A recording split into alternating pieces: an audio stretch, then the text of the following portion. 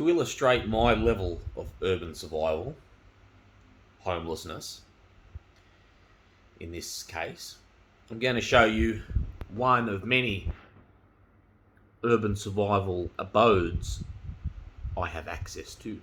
I'm not going to use the word own, I'm not going to use the word is mine, because they're not.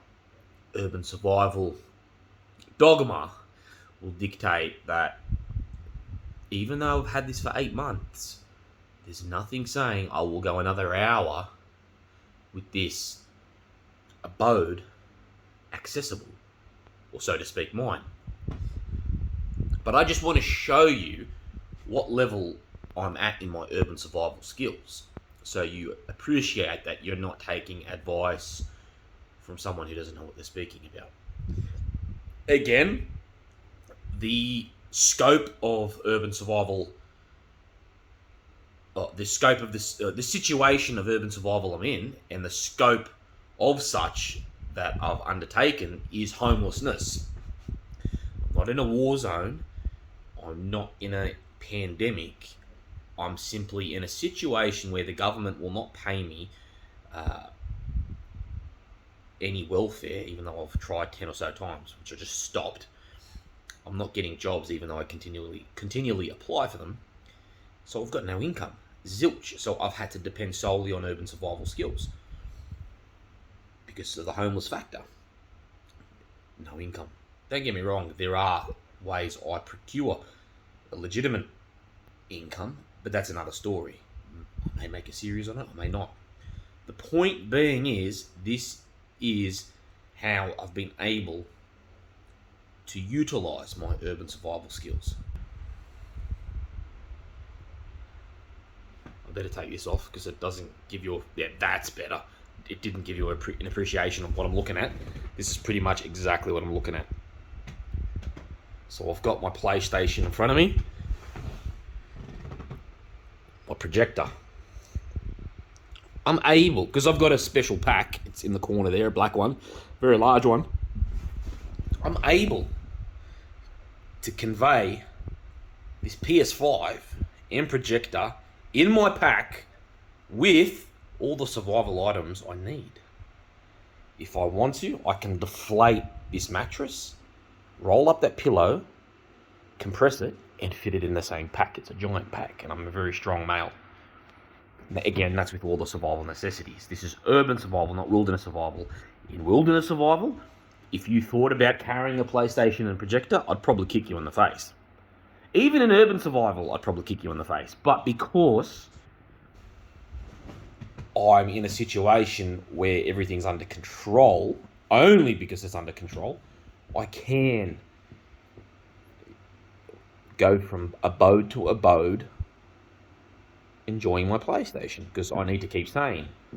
Now, this projector and PlayStation's always been mine. The projector has always been mine, spiritually. And the PS5 I was given for free. Everything else in this room has always been mine, spiritually. Don't ask what spiritually means.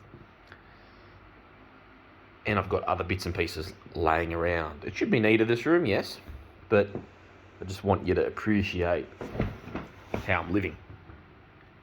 Very well. I'm probably living better than people who aren't homeless. There's my burrito. I've warmed in a fry pan. Believe me, you can fry almost anything. Probably not cakes, but I fry most things, especially fast foods. Fast packet foods that are healthy. I use the healthy foods. I eat the healthy foods, sorry. So there's my fry pan. There's my wilderness survival spoon. It comes in a set. Here's my desk. So whenever I want to do some work on the desk, architectural work, or whatever I want to do, I can take all that off the desk and operate my computer, which also fits in the bag. So a key takeaway in this very short video, or not very, but in this short presentation, is that I can fit my entire life and even amusement / entertainment, thus the PS5 and projector, in my fucking bag. It's a massive bag though. It's probably bigger than 70 litres. It's a big bag, and I can carry it because I'm a very strong male. Probably twice to 2.5 times stronger than the average male. I mean, my bench press, for instance, is just above 200 kilos. Most men don't bench press 100 kilos. So I'm a very strong male, so I can carry the extra weight just for these entertainment purposes. But have a go at that. There's my projector. It's taken up almost the entire fucking wall. As you see, the wall ends there. The wall ends there. It's taken up almost the entire width and height of the wall. It's just perfect. I'm sitting on my inflatable couch, which I probably can't fit in the my backpack. That'll be overdoing it. So yeah, I'm really enjoying this inflatable lounge. And this is what I'm talking about. This is when you maximize your urban survival skills. I'm in a location where this room has been vacated for at least 8 months. And it'll probably be vacated for another 2 or 3 months, if not longer. But as I said at the start, you don't bank on that. You always have the idea that anything you occupy is not necessarily yours for another hour. Have that mentality and you'll be fine. And it's not one where you're anxious, where you're annoyed. You can still project that you'll be fine for the next day or two, but you've also got to have the mentality that Murphy's Law says anything could go wrong. And you'll be fine like that. It all marries. It all makes sense. So here we go. My fucking PlayStation controller. And have a look at my games. Woo. Again, this is one of probably about 50 or 60 places I can stay at. So whilst I'm poor, technically, no income, I've got access to more houses than any billionaire will ever have. I've got access to a $30 million mansion. And if you want to laugh at that, you just have to go to my personal YouTube channel, Nathan Abella, and you'll see my videos on that from a month or so ago. It's a massive mansion. It's a 4-story mansion, and I've got the key to it.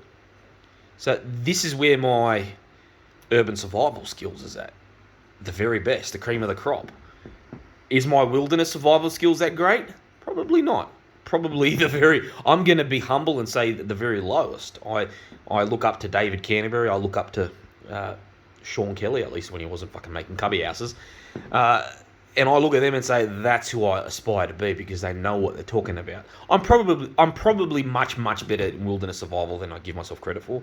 I've passed numerous courses. I'm very able, and I'm probably proficient, not professional. Proficient, very different to being professional and where I'm at with my urban survival skills. I'm telling you now, with urban survival, you're talking to the best. You're not talking to an amateur. With wilderness survival, I'm not going to dare say I'm anything like that.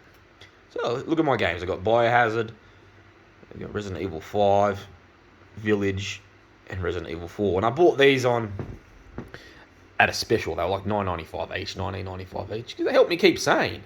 You've got to keep sane. You've got to be entertained while you're in a survival situation. That's the whole concept. That's why I'm showing you this as well. So this keeps me engaged. It gives me something to look forward to. So what I'm alluding to is when you get yourself in a survival situation, you need, once you've achieved a satisfactory level of living and you're somewhat stable and you can foresee that's going to be what it is for X amount of time, then you can start you should start looking at what will keep me engaged, what will keep me sane, what will keep me happy. And it's this sort of stuff. The laptop, going to the gym, doing things I've always done. I'm pretty much doing it more than ever now. And it's unbelievable. I thought it would be the opposite, but I'm doing all this stuff more than ever. So it's phenomenal. And I do get a bit of money here and there from little jobs I do. $100 here, $200 there. And it works for me. It fucking works. I won't go into how I have to get groceries, but survival is survival. The point being, this is my crib, or one of the 50 or so, and I've got the very basics, everything I need to live. Food's in there, cooker stuff is in there, toilet's right there. This is my inflatable mattress I can take with me anywhere I want. Some clothes there I've got to wash. Some other stuff there I've got to sort. That's why they're there.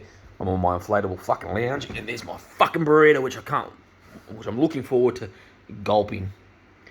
And yeah. So appreciate that you're talking to the very best in urban survival. This is just magic.